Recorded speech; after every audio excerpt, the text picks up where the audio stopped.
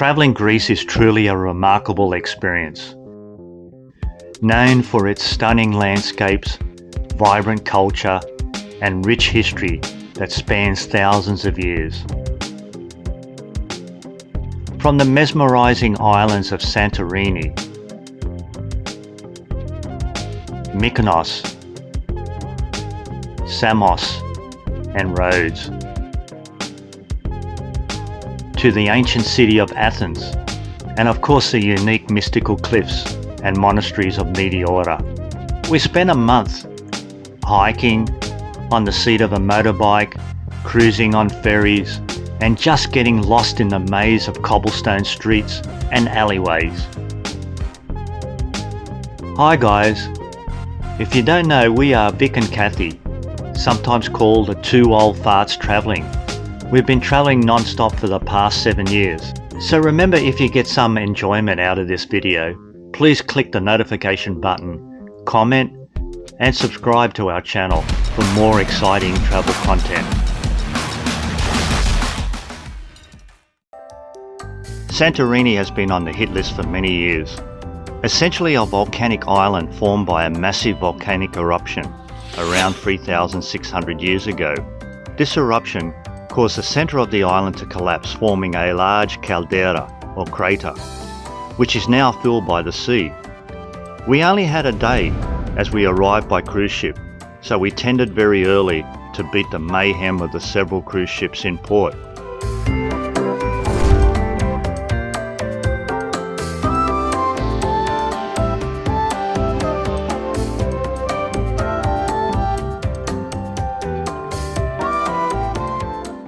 Once we made our way through Fira to beat the crowds, then we quickly caught the local bus to Ira.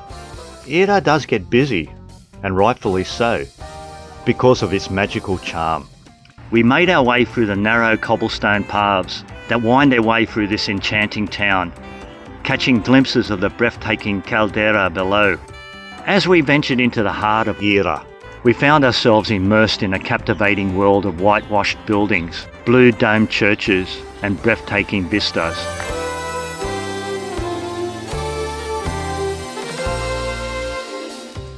It does get extremely busy, and there's a reason. The absence of cars in the village makes your adventure through this maze of pathways and charming alleys easy. Small art galleries, boutique shops, and quaint cafes are scattered throughout the village.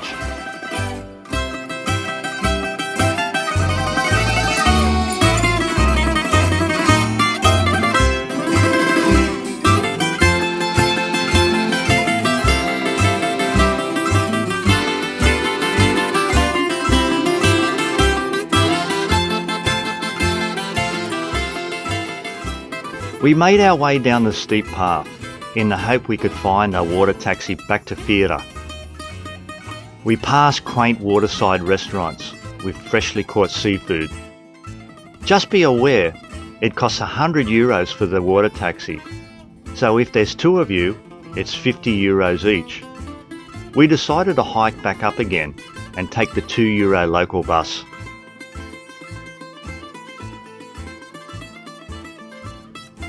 So these are the steps leading down to the port, where we can get our tender back to the cruise ship.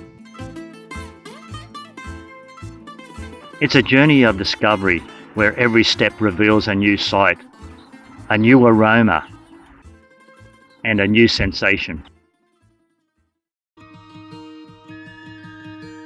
From the moment we set foot in this mystical place, you can't help but feel a profound sense of wonder. Meteora literally means suspended in air, and you truly get that feeling. The towering rock formations, adorned with ancient monasteries, create a breathtaking landscape that seems to be plucked straight out of a fairy tale. We arrived in Kalabanka after a 5-hour train trip from Thessaloniki. From Athens is about the same.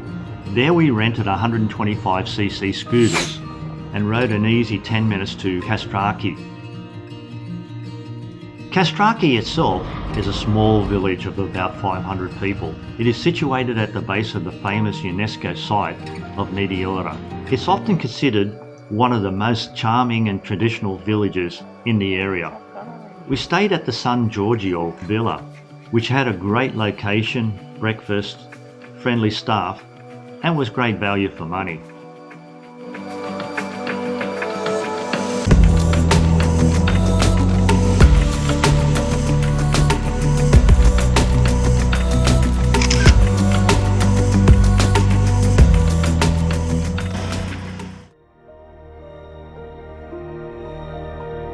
Our first monastery of Varlam was established in the 14th century. To reach it, we had to climb around 195 steps, but it was well worth it. You get the feeling by watching YouTube videos, it's pretty amazing. But when you're here, it certainly outperforms that image.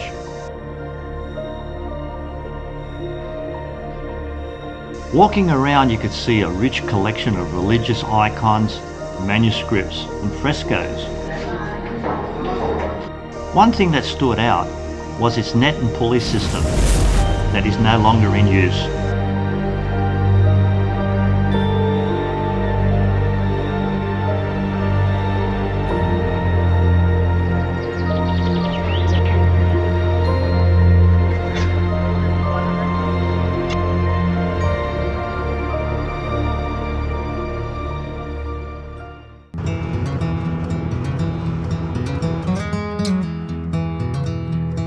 Next was Rusanos, situated on a lower rock formation and can be reached by a bridge and steps carved into the rocks.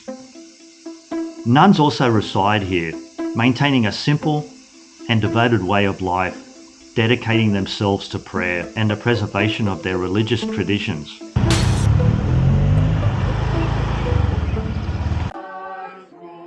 St. Stephen's is the easiest to reach and therefore the most popular.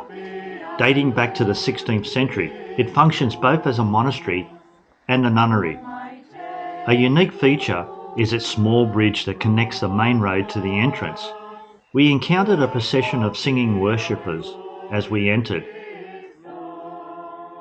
I was reminded of the diverse ways in which people seek and express their spirituality.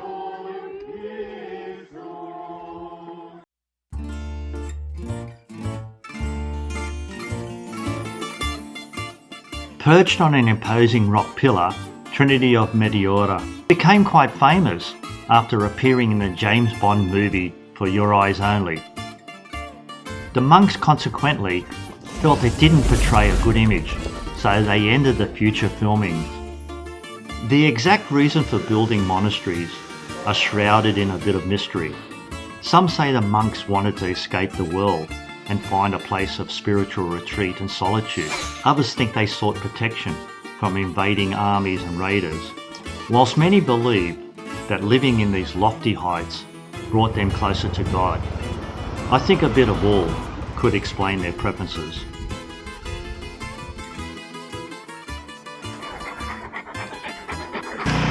Don't get hit by a car.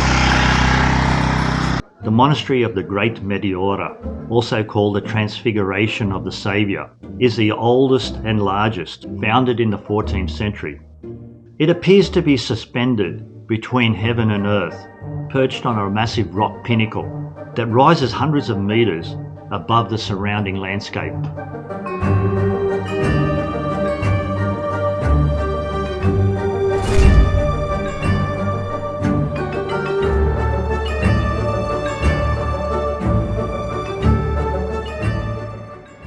The monastery of St. Nicholas, this was our last, is relatively small compared to the others and dates back again to the 14th century. We found it featured some stunning views and again a serene atmosphere.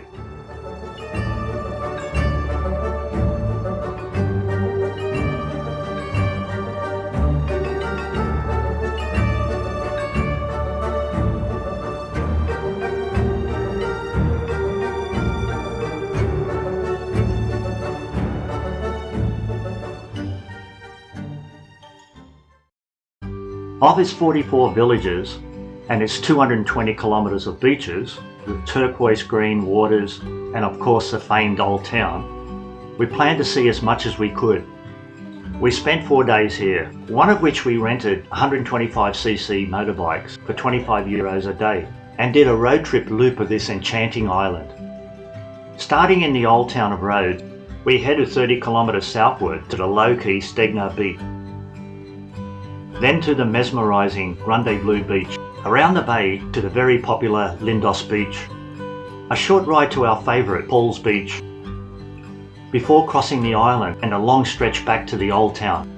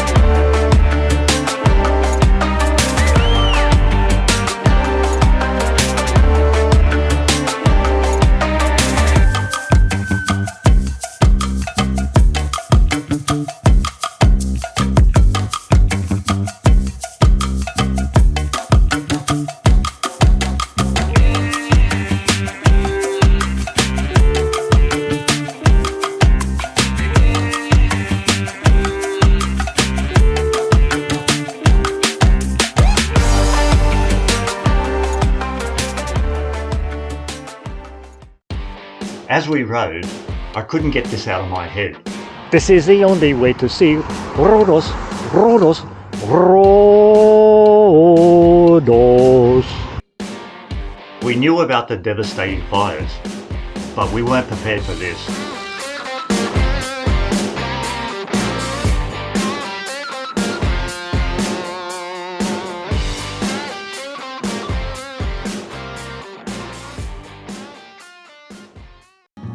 Mykonos is the ultimate Greek island paradise.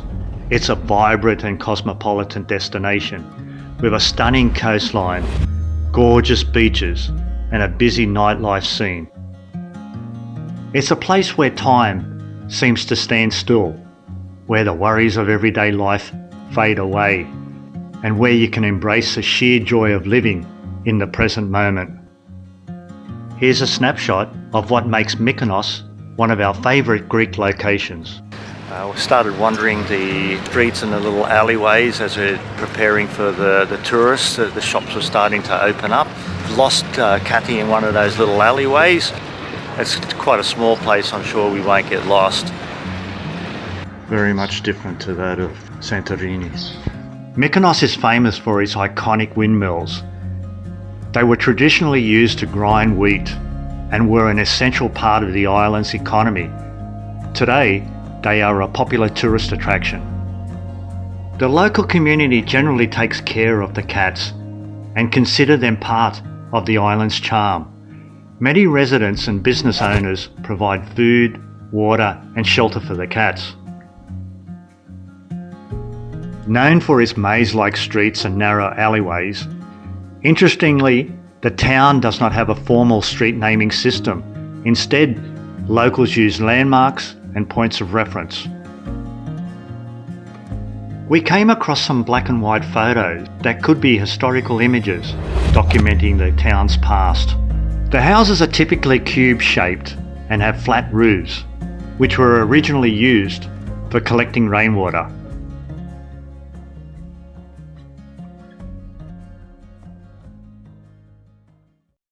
Samos is an absolute delight for those that like to wander and explore.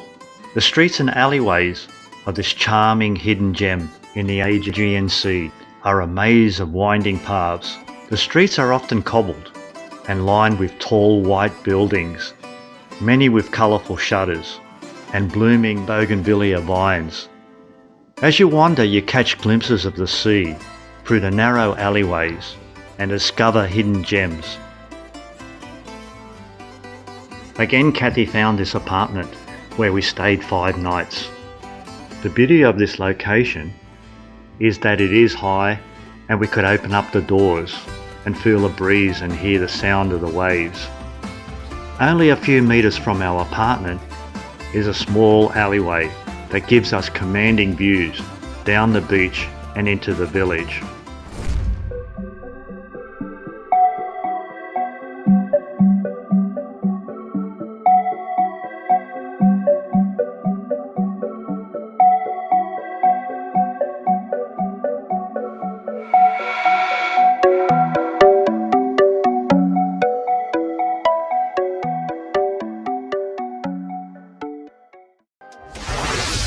We found riding a motorbike on Samos Island to be an exhilarating experience.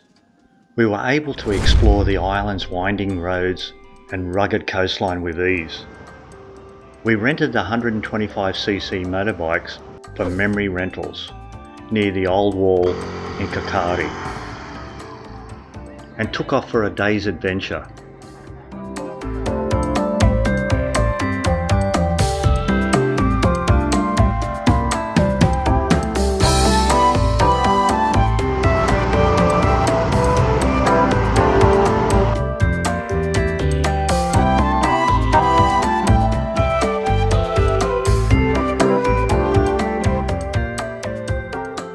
These iconic mini temples are scattered throughout Greece and are dedicated to the ancient Greek heroes and gods. You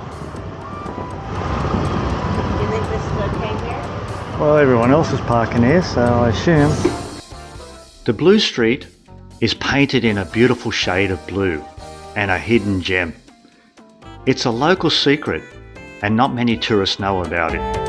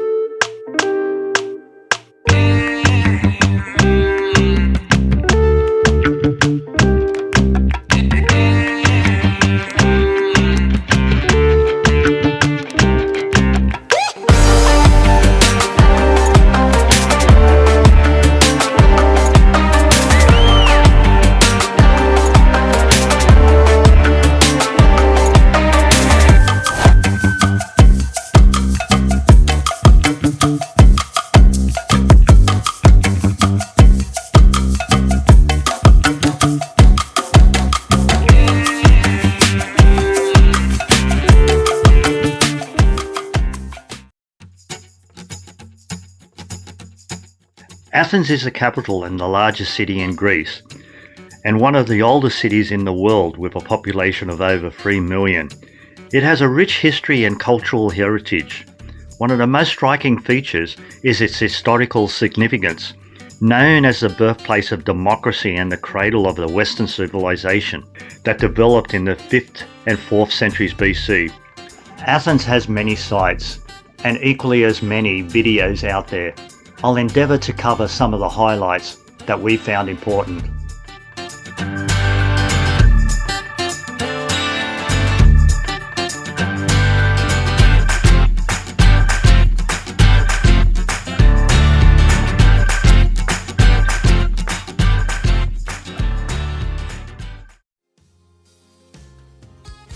The Parthenon is recognised as a UNESCO World Heritage Site and remains a major tourist attraction. It is dedicated to the goddess Athena. This Doric-style temple is considered one of the most iconic and significant surviving structures from ancient Greece. The Odeon of Herodes, Atticus. This magnificent amphitheatre, nestled on the southern slopes of the Acropolis, was built in 161 AD. Having remarkable acoustics, this structure is still used as a venue for performers to this day. A small but elegant structure that was built to honour Athena Nike, the goddess of victory. This temple has intricate friezes and relief sculpture depicting various mythological and historical events. The Temple of Hephaestus. The first thing you see is how well preserved it is. Dedicated to the god of fire, craftsmanship, and metalworking. This temple is an excellent example of Doric architecture, characterized by its sturdy and simple design. This funicular goes through a tunnel, only 210 meters long, but we're going to walk up it. Right at the apex is a park, hopefully with some exceptional views and the sunset. Originally built for the Panathenaic Games, which were athletic competitions held in ancient Athens. In 1896, Athens hosted the first modern Olympics, and here was chosen as a main venue for the athletic events. So many of the artifacts haven't even been established where they originated. The earliest toilet seat. Right under the soffit, that's the first signs of a Lego